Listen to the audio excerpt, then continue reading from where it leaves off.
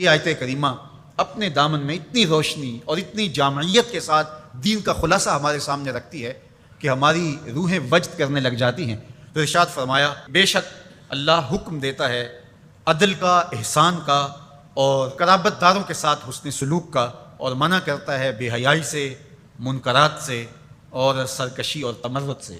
اور یہ اس لیے فرما رہا ہے کہ تم نصیحت پکڑو تاکہ تمہارے سینے ہدایت کے نور سے روشن ہوں اور منور ہوں۔ حضرت حسن بصری رضی اللہ تعالی عنہ فرماتے ہیں کہ اس آیت کریمہ میں اللہ نے کسی بھی امر خیر کو چھوڑا نہیں ہے، ساری خیر اس کا خلاصہ بطور حکم ہمیں ارشاد فرما دیا، اور پھر فرمایا کہ اللہ تعالیٰ جل شانہ نے کسی برائی کو نہیں چھوڑا جس سے ہمیں منع نہ کر دیا ہو۔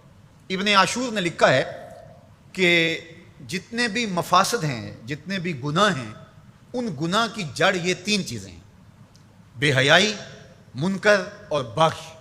اور ان تین چیزوں سے منع کر کے گویا سارا راستہ بند کر دیا گیا گناہ کا اور برائی کا، اور تین چیزوں کا حکم دے کر کے خیر کے سارے راستے کھول دیے گئے۔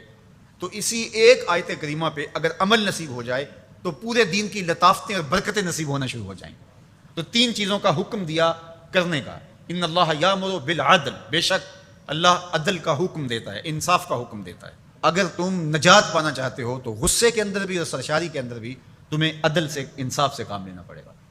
تو ہمارا دین ہمیں عدل سکھاتا ہے، اور قیامت کے دن 7 اشخاص جن کو اللہ اپنے عرش کا ٹھنڈا سایہ عطا فرمائے گا، ان میں سے پہلا شخص حضور نے ارشاد فرمایا امام عادل، وہ شخص جو عدل و انصاف کرتا ہے، وہ امام، وہ حاکم جو عدل سے امور سلطنت نبھاتا ہے، کل قیامت کا دن ہوگا، کوئی سایہ نہیں ہوگا، اللہ اسے اپنے عرش کا ٹھنڈا سایہ نصیب فرمائے گا۔ روایت میں آتا ہے کہ قیامت کے دن جو بادشاہ ہوں گے، حکمران ہوں گے، ان کے ہاتھوں میں ہتھ کڑیاں ہوں گی، اور ان کو یوں میدان حشر میں لایا جائے گا۔ اگر انہوں نے عدل کیا ہوگا تو وہ ہتھ کڑیاں ٹوٹ جائیں گی اور انہیں جنت بھیج دیا جائے گا، اور اگر انہوں نے عدل و انصاف نہیں کیا ہوگا تو ان ہتھ کڑیوں کے ساتھ ان کو جہنم میں دھکیل دیا جائے گا۔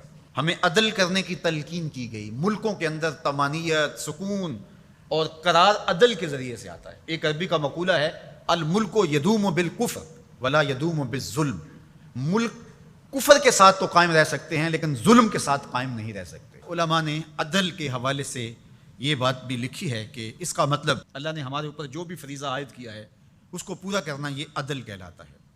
لوگوں کی امانات کو ادا کرنا، یہ عدل کہلاتا ہے۔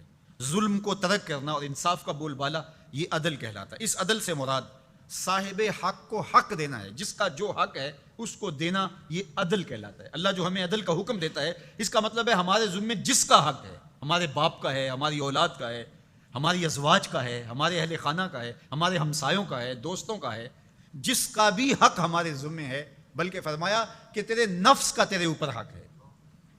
حدیث طویل ہے کہ حضور علیہ الصلوۃ والسلام نے فرمایا، ان لربک علیک حقا، تیرے رب کا تیرے اوپر حق ہے، ولنفسک علیک حقا، اور تیرے نفس کا تیرے اوپر حق ہے، ولأہلک علیک حقا، اور تیرے اہل کا تیرے اوپر حق ہے، اور ایک حدیث کے لفظ ہے ولزوجک علیک حقا، اور تیری بیوی کا تیرے اوپر حق ہے، فاتح کل ذی حق حقا، ہر صاحب حق کو تو نے حق ادا کرنا۔